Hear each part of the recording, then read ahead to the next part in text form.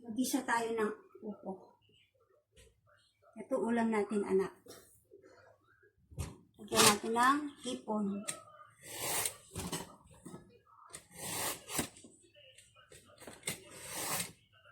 Gulay muna ngayon. Sunday ngayon. Kapitbahay, ito yung ulam natin. May kasamang pinritong isda.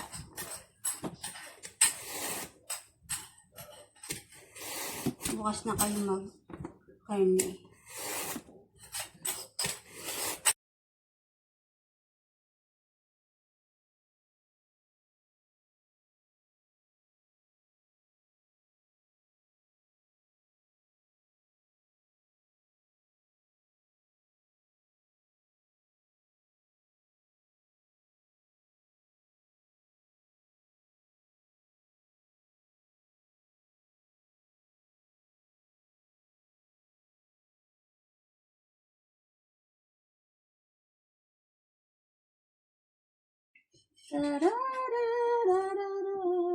Ako mag-iwan yan.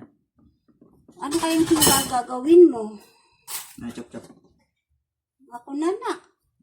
Anong chop-chop ang gagawin mo? Chop-chop. Yan. Nag-vlog ka pala. Oo, nagbablog ako. Content creator ako. Katawa sarili ko. Libangan ko lang yan. Libangan lang to, guys. Yung gustong gayahin ginagawa ko, di okay lang. Luto-luto lang naman ako.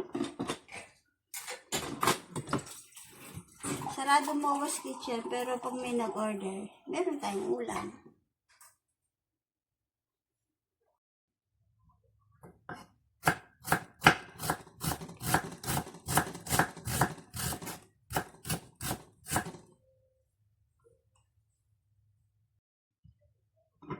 Malaki yung aking tummy.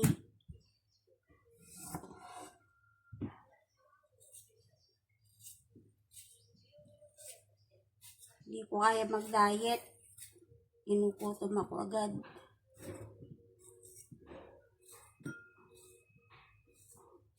Lagay natin ito sa pag-isa.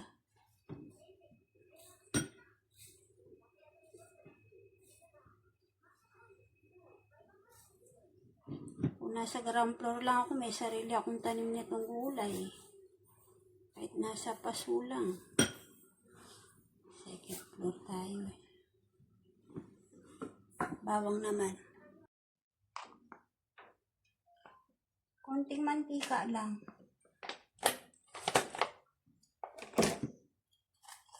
Lagay ang diniktik na bawang.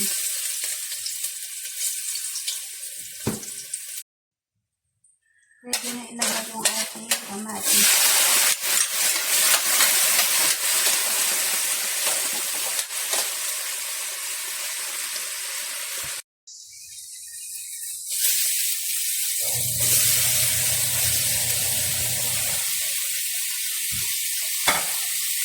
Gagawin tayo dito.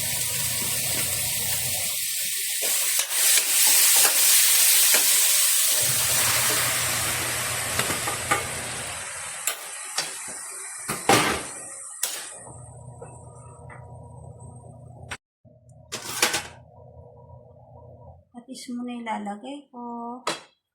Gulay yan. Paminta. Pampalasa. Tapos haluin natin.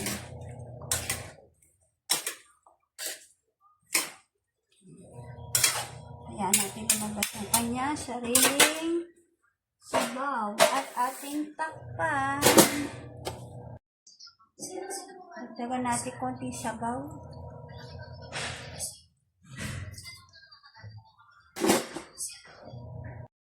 Tignan natin.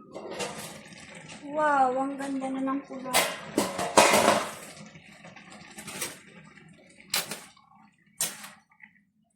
Ito na ang ating bisadong upo with shrimp.